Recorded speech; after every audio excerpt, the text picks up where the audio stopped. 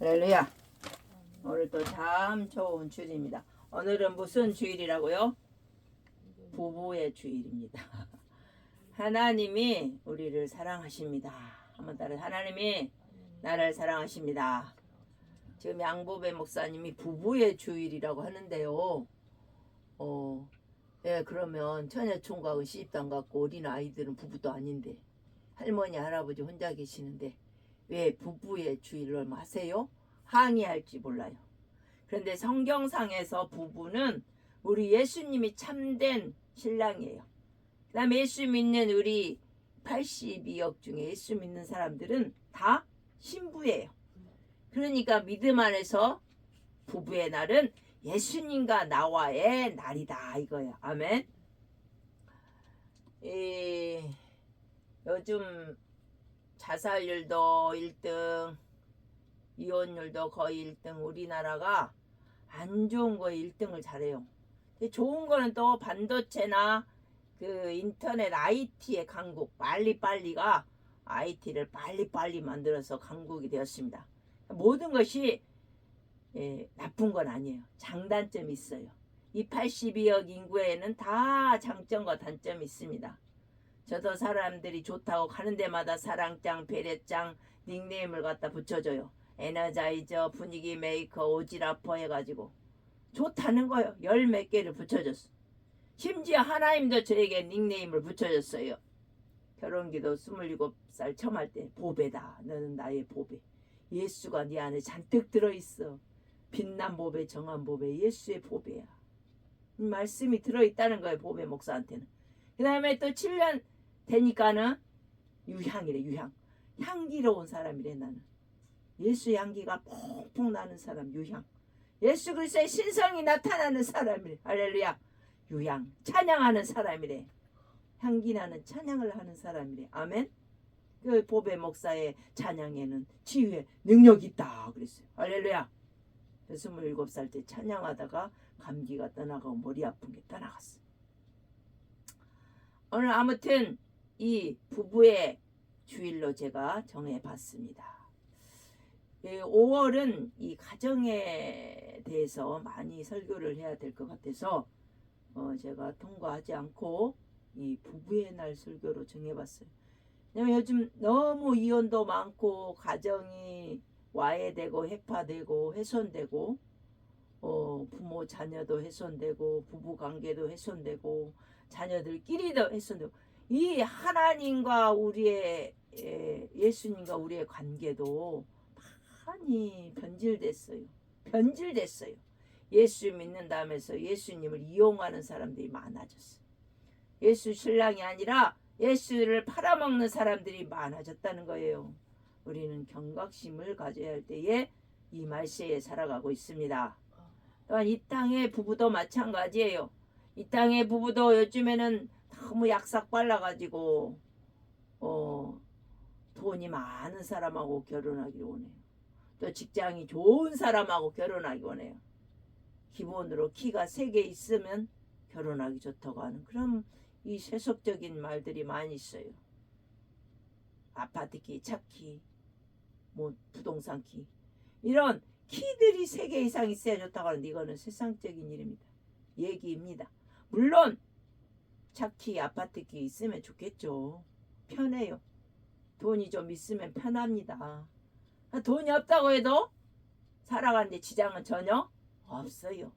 자기 손발이 건강하고 이목구비가 제자리에 앉아있으면 뭐라도 해서 먹고 삼시세끼 밥은 먹을 수가 있습니다. 부지런한. 오늘 이 부부의 날 설교로 창세기 2장 본문에는 둘이 한 몸을 이뤄라 이렇게 말하고 있습니다. 이러므로 남자가 부모를 떠나 그의 아내와 합하여 둘이 한 몸을 이뤄라. 먼저 떠나라고 말합니다. 그런데 요즘 떠나지 못해서 문제가 많아요.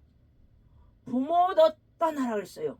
남자가 부모를 떠나라 했는데 어떤 남자들은 부모를 떠나지 못해서 불화가 생기고 부부간에 이혼을 하고 그래요. 왜 떠나지 못합니까?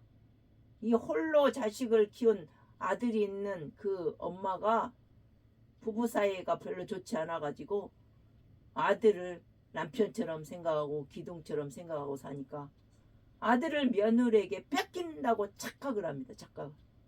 그런데 정말 믿음이 좋은 사람이라면 떠나보내야 돼요. 결혼을 하면. 남자가 부모를 떠나라고 했는데 어떤 안양의 어떤 남자의 엄마는 그 아들을 떠나버리지 못하고 결국 그 결혼을 망친 그런 그 와른 집사님 권사님이라는데 성경을 모르는 사람이에요. 참 믿음이 없는 사람이에요. 참다운 성경적인 사람은 아무리 아까워도 눈에 넣어도 안 아플 아들 딸도 떠나보내는 것입니다. 아멘. 그 문제가 생겨요. 결혼이 깨졌어요. 그래서 그 좋은 자매를 놓쳤다는 거지. 복덩어리를.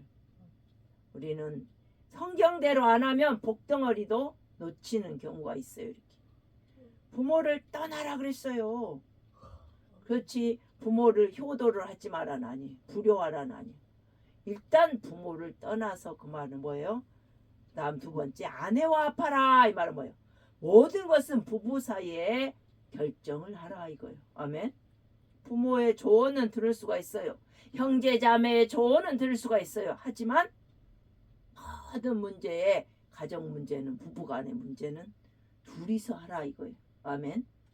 이거 기본적인 게 못해서 갈등이 많은 가정들이 얼마나 많아요. 뭐 형이 그래서 동생이 그래서 형수가 시켜서 이거 아닙니다. 부부간의 일은 이 가정 일은 부부가 의논하고 부부가 합해야 되는 것입니다. 가장 기본적인 내용이 24절 본문에 나와 있어요. 이것 때문에 문제 있는 가정들이 많이 솟구치고 있어요.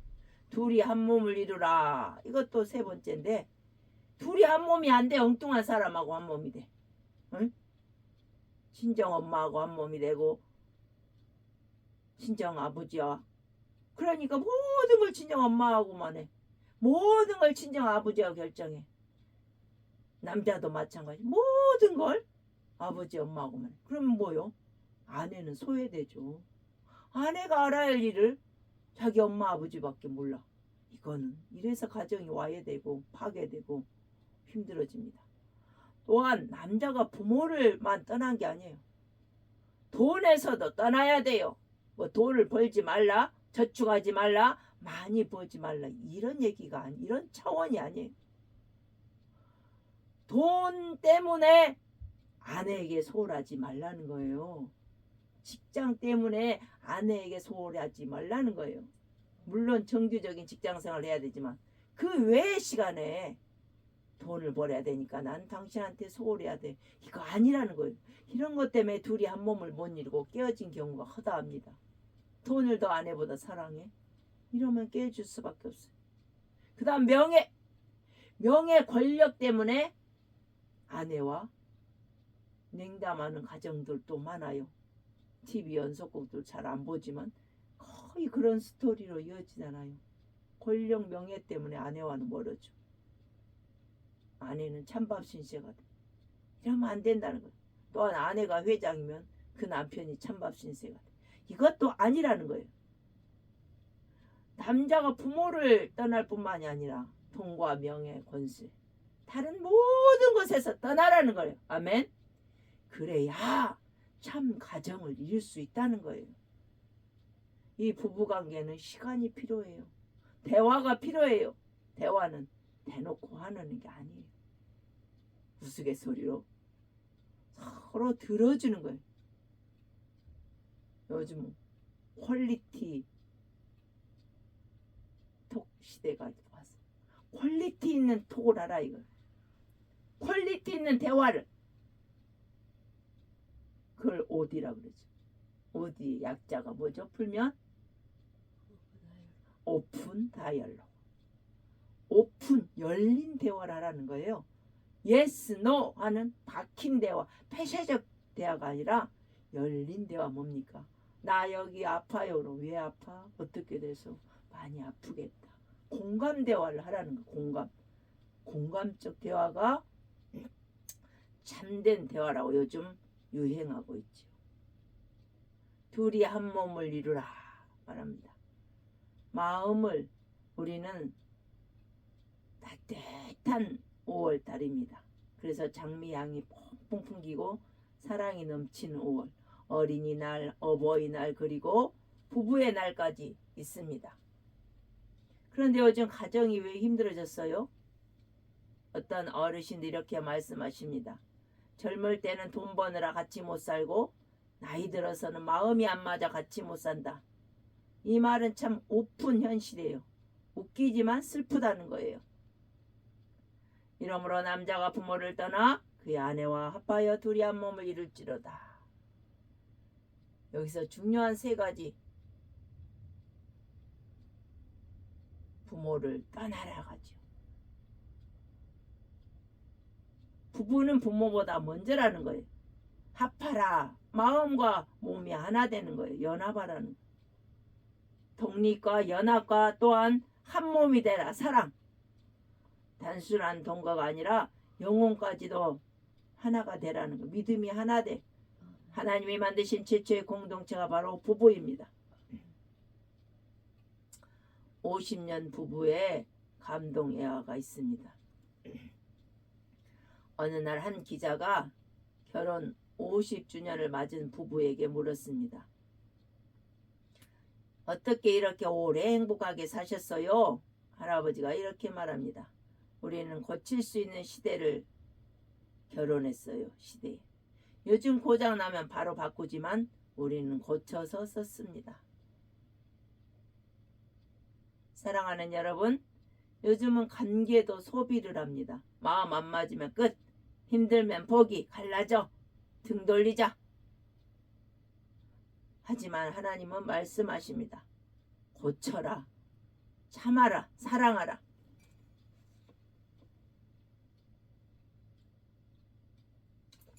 그래서 사랑은 오래 참고 그런 말씀을 하십니다. 부부가 무너지는 이유는 복잡하지가 않아요. 바로 말 때문입니다. 한마디 말이 평생 상처가 됩니다. 당신은 왜 맨날 그래? 당신은 틀려먹었어. 이 말이 가정을 무너뜨립니다. 또한 비교 때문입니다. 남편은 다른 집을 남편과 비교하고 아내는 다른 집 아내와 비교를 당해서 그렇습니다. 비교는 사랑을 죽입니다. 또한 당연함 때문입니다. 늘 있으니까 귀한 줄을 몰라요. 아프리카에 어떤 사람이 다이아몬드를 모르고 큰 바다에 던지다가 어떤 사업가가 그 하나를 샀다는 그런 말이 있습니다. 늘 있으니까 우리가 서로를 귀히 여기지 않는다는 거예요. 그러나 늘 있어도 첫사랑을 회복하며 귀히 여겨야 할 줄 믿습니다. 어느 병원에서 있었던 이야기입니다. 남편이 중병에 걸려 누워 있었는데 아내가 매일 와서 손을 잡아줍니다. 남편이 울면서 말합니다. 여보, 내가 당신을 너무 늦게 사랑했나 봐. 아내가 말합니다. 아니에요. 지금이라도 사랑해줘서 고마워요. 사랑하는 여러분, 사랑은 늦은 것이 아니라 안 하는 것이 문제입니다. 성경적인 사랑의 기준은 고린도전서 13장에 말씀합니다. 사랑은 오래 참고 온유하며 시기 질투하지 아니하고 자랑하지도 아니한다고 말합니다. 진짜 사랑은 감정이 아니라 결단인 것입니다. 감동적인 예화 한 가지를 더 말씀드립니다. 어느 날 할머니가 평생 남편 신발을 정리해 주었습니다. 누가 물어봤습니다. 왜 아직도 그렇게 하세요? 할머니가 웃으며 말합니다.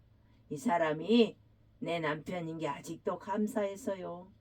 여러분, 사랑은 거창한 것이 아닙니다. 아주 작은 행동인 것입니다. 매일매일의 섬김인 것입니다. 요즘은 뭐 1시기, 2시기, 3시기 하면서 3시기 인기 없다 하지만 매일매일 남편을 사랑하는 마음으로 밥을 차려주는 아내. 이것이 바로 사랑의 실천인 것입니다. 또한 매일의 섬김입니다. 혹시 이런 분이 계십니까? 이미 마음이 멀어진 부부, 상처가 깊은 가정. 하나님은 지금 말씀하십니다. 그러나 지금부터 다시 리셋하라. 다시 시작하라. 다시 삭제해버리고 시작하면 되는 거예요. 사랑하는 성도 여러분, 오늘 집에 가셔서 꼭 이렇게 하십시오. 여보, 그동안 고마워. 여보, 고생 많았어. 여보, 미안해. 여보, 사랑해 하면서 한 번씩 안아주시기를 바랍니다. 남편과 아내가 없는 혼자 계신 분이라면 자기 스스로에게 이름 부르며 보배야 고생했다. 보배야 사랑해. 자기 이름 부르면서 보배야 너무 고마워 하고 본인을 팔을 쓰다듬으며 이 세 마디를 하면 내 자신이 살아나고 내 가정이 살아나는 것입니다. 어떤 분이 그 책을 썼어요. 나 자신부터 사랑해 보세요. 내가 환한 얼굴이 없으면서 남에게 환한 얼굴을 지으라고 말할 수가 없어요. 내가 먼저 환한 에너지가 있어야 남에게 에너지를 뿜을 수 있습니다. 나에게 먼저 가진 것을 줄 수가 있어요.